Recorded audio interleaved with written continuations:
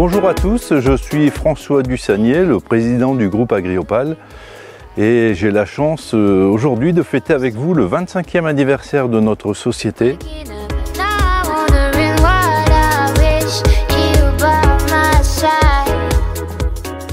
En fait, Agriopal, il y a 25 ans, s'est constitué par 5 agriculteurs de la région de Montreuil-sur-Mer. On s'est intéressé à une problématique locale qui était le centre équestre de la ville du Touquet qui est juste à côté. Et étant éleveur, on s'est dit les effluents d'élevage sont riches en azote. Azote plus carbone, ça va quand même l'aider à décomposer. Donc on a créé Agriopal en se disant, nous, en fait, autour de chez nous, il y a des déchets verts. Les déchets verts, c'est quoi? C'est de la matière organique qui sera stable une fois compostée. Donc on est allé revoir un peu d'autres pays européens où on a vu qu'il y avait des plateformes de compostage qui broyaient, compostaient le déchet vert et qu'il y avait un produit magnifique qui s'appelait le compost.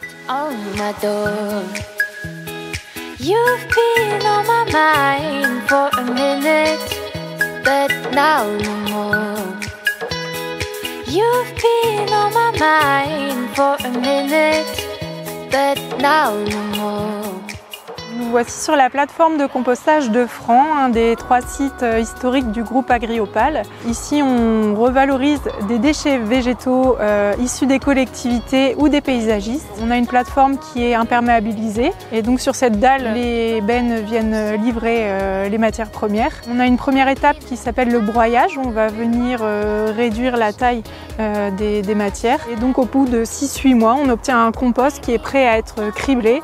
C'est-à-dire qu'on va le passer dans une grosse machine, le cribleur, qui va venir séparer les fractions fines, intermédiaires et grossières. On va garder la fraction la plus fine à destination des paysagistes, l'intermédiaire pour l'agriculture et la plus grossière va soit repartir en bois de chauffage pour des chaufferies spécialisées ou soit pourra être réintégrée en début de cycle pour les plateformes notamment qui valorisent des bouts de stations d'épuration.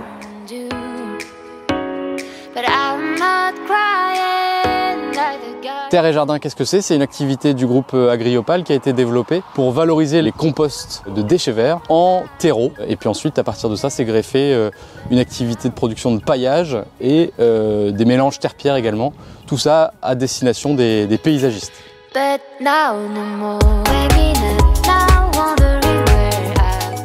Ensuite, nous avons fait un peu de bois énergie parce que dans chaque région, il y a du bois qui n'était pas forcément valorisé. Donc ça va de la palette jusqu'à une partie de grumes qui ne sont pas valorisables en transformation. Parce que je rappelle que la priorité de la valorisation du bois, c'est bien d'en faire des charpentes, d'en faire des planches. Et en l'occurrence, quand vous abattez un arbre, il y a à peu près 40 à 50% de connex, de sciure. Et ça, il faut aussi le valoriser.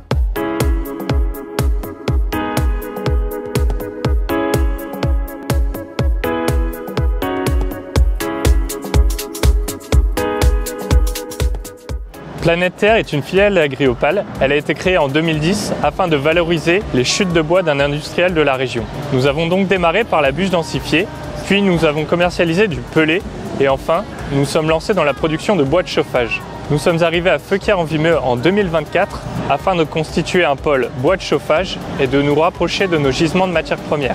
Nous travaillons avec du bois local et durable, puisque nous sommes certifiés PEFC. Nous nous attachons à sélectionner les meilleures essences de bois dur afin de garantir un bois de qualité optimale.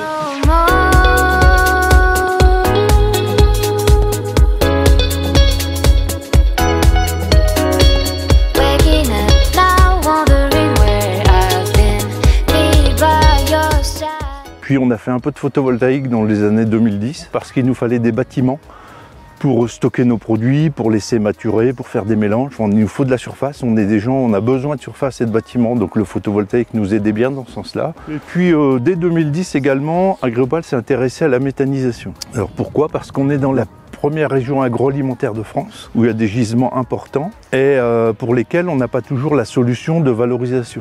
Et on s'est dit, on a un des meilleurs réseaux GRDF en Europe qui permet justement de consommer ce gaz.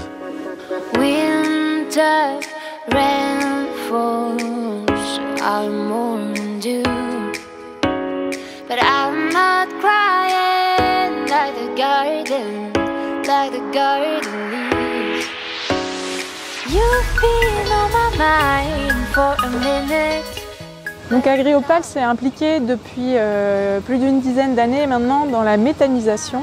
avec un premier site de méthanisation auprès du Loup Énergie à Cuques en 2015. Donc en fait, quand on a démarré la méthanisation, on avait quand même la chance qu'Agriopal avait une dizaine d'années d'antériorité sur le territoire. Ça nous a permis rapidement de trouver un gisement de déchets qui était méthanogène. La méthanisation, c'est un principe tout à fait naturel, assez simple. En fait, on a des grosses marmites en béton qui sont chauffées à 39 degrés, dans lesquelles on met la matière organique. Les bactéries digèrent la matière pour produire le biogaz. Donc il faut nourrir, en fait, on prend toujours l'image du méthaniseur avec la panse d'une vache. Et donc il faut nourrir régulièrement ces bactéries pour qu'elles puissent digérer la matière et produire le biogaz. Donc sorti de l'épurateur, on a obtenu le biométhane qui arrive dans le poste, ce qu'on appelle le poste GRDF. Donc là, il est odorisé, il est contrôlé par un chromatographe et donc injecté dans le réseau. Alors si je prends l'exemple du Pré du Loup ici à Saint-Josse,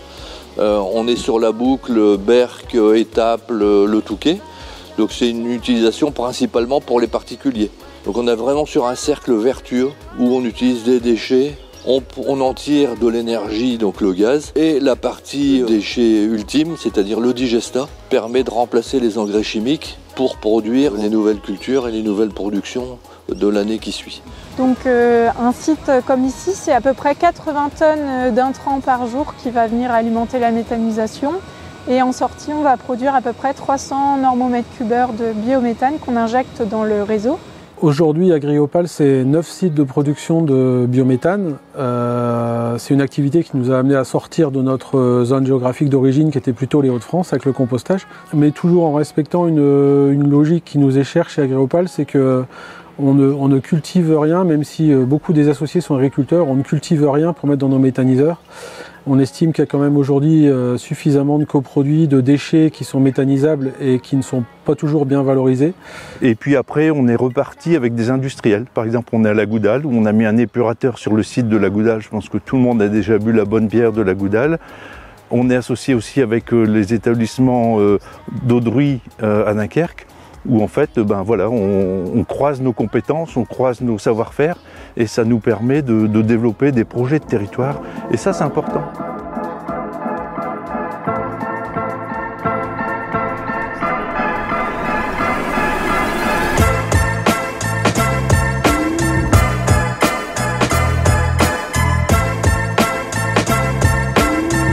Le bio-GNV, c'est le gaz naturel pour les véhicules, issu de la méthanisation. Et en fait, c'est une alternative au tout pétrole. C'est une alternative au tout électrique également. C'est un mix énergétique. Nous commercialisons le gaz sous la marque Gazi pour Gaz Énergie.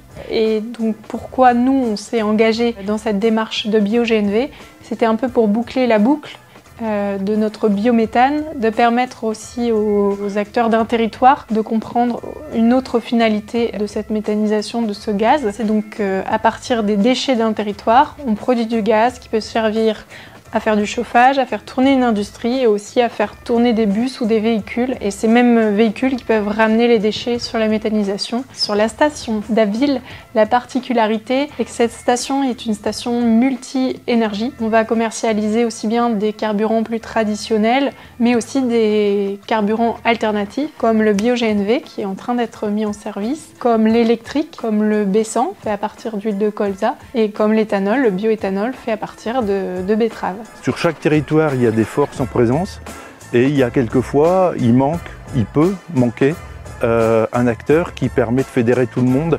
Et c'est un peu ce qu'a fait Agriopal dans ses projets. On ne se met pas beaucoup de barrières en disant ça c'est pas possible, ça va être compliqué. Quand on croit à quelque chose, on l'étudie. Alors bien sûr, ça ne peut pas toujours se concrétiser, mais quand on est dans une ambiance collective, entrepreneuriale et où on ne tourne pas du tout le dos à l'innovation. Quand je regarde dans le rétroviseur, on se dit on a fait du chemin sur les 20 dernières années, mais on a encore du chemin à parcourir et de belles expériences à concrétiser.